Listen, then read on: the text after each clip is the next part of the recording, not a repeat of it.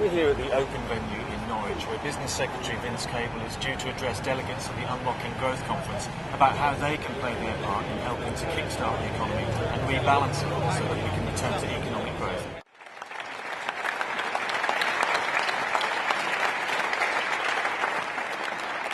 Now, I'm going to go inside and put to him some detailed questions about how he and the coalition government plans to turn that vision into reality.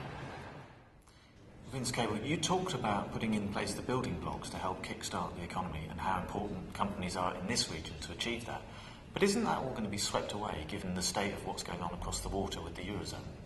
Well, you can create a disaster scenario where everything goes hopelessly wrong, but I think that's improbable.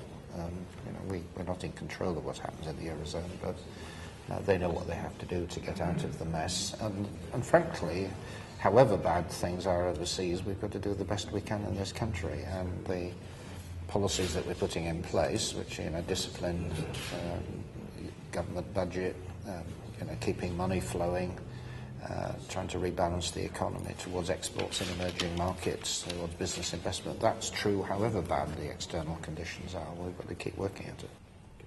You talked about the positives that there are in this area, such as the offshore industry, the engineering at Lotus, and the creative industries, but then you also mentioned the need for better communications.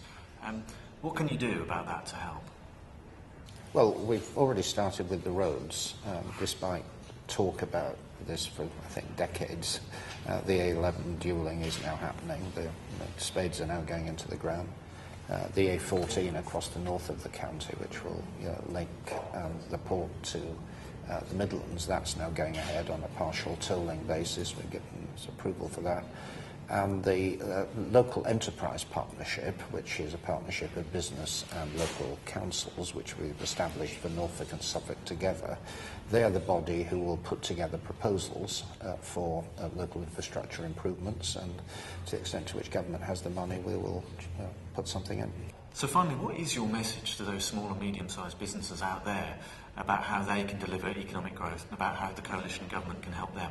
Well, it's the small and medium-sized businesses who will get us out of the hole that we've found ourselves in as a country. It's private enterprise, business investment. Those are the people who will create the jobs. We know it's difficult because there's a confidence issue on the back of the massive financial crisis we've had and the big government deficits, which we're trying to correct.